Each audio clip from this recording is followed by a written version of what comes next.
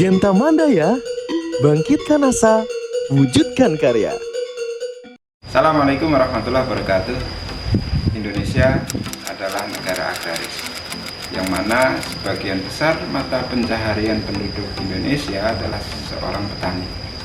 Artinya, Indonesia berpotensi menghasilkan sumber pangan yang beragam dan juga tentunya mencapai kondisi ketahanan pangan. Nah, pada video kali ini saya akan menghadirkan sesosok pemuda inspiratif dari Bantul, Yogyakarta yang aktif berkecimpung di dunia pertanian meskipun sarjana. Siapakah dia? Silahkan saksikan video ini sampai selesai.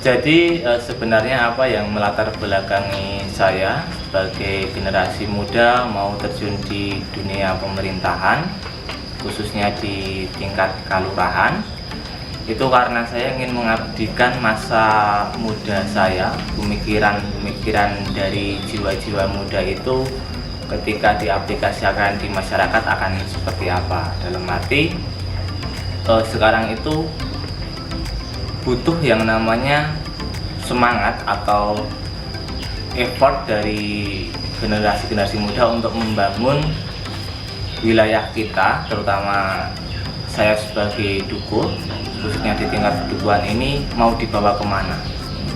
Karena tentunya kita sebagai generasi muda selalu mempunyai semangat yang tinggi, tentunya pemikiran-pemikiran ataupun gagasan dari generasi muda ini jauh lebih luas, terutama dalam perkembangan teknologi, kemudian adaptasi perkembangan zaman. Kita sebagai generasi muda tentunya akan lebih fleksibel.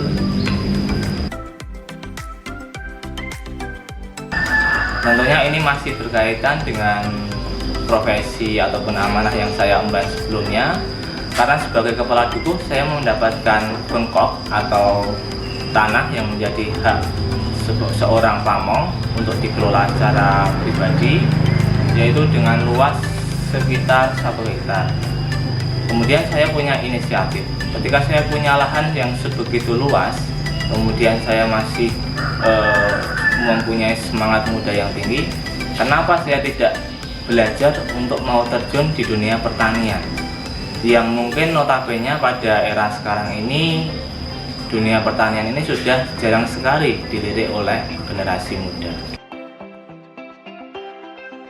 Menurut saya, sekarang ini generasi milenial atau generasi muda yang mau terjun di dunia pertanian itu sangat memprihatinkan.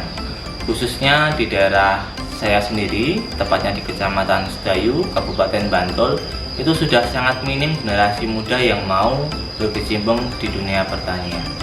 Hal ini dibuktikan ataupun diperkuat dengan data dari Balai Pusat Statistik yang menunjukkan bahwa dari 38 juta warga Indonesia yang berprofesi sebagai petani, ini yang masih masuk di usia muda itu hanya sekitar 2,7 juta.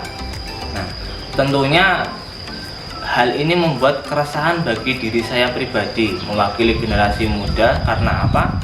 Karena kita itu kekurangan petani ketika kita mau melihat untuk 5 atau 10 tahun ke depan. Makanya kita ataupun saya secara pribadi sebagai generasi muda ingin mengajak ataupun merangkul kaum milenial untuk berwirausaha di dunia pertanian. saya membentuk suatu wadah yang bernama Taruna Tani.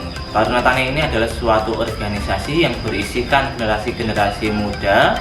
Kemudian saya masuk di dalamnya itu dan memberikan pendampingan, pengarahan, dan motivasi bagi generasi muda agar tertarik untuk berwirausaha di dunia pertanian, baik dalam nanti bisa untuk bercocok tanam di bidang hortikultura maupun dalam bercocok tanam untuk tanaman pangan yang lainnya. Kemudian selain itu, saya juga melakukan pendampingan untuk ibu-ibu rumah tangga itu dalam suatu wadah yang bernama Kelompok Wanita Tani atau KWT.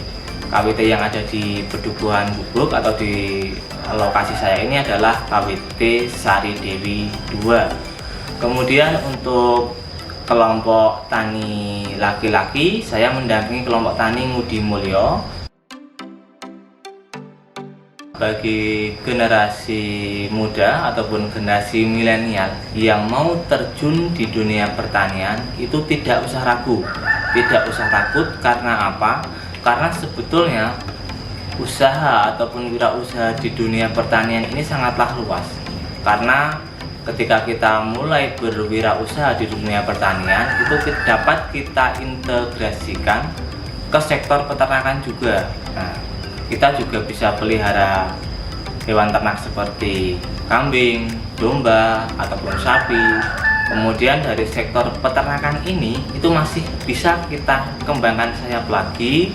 Itu kita bermain di dunia pakan, bisa pakan hijauan atau pakan formulasi atau konsentrat yang kita buat dengan formula kita. Nah, jadi itu tadi, yang penting kita tetap belajar, kemudian konsisten, dan tidak lupa untuk selalu berinovasi.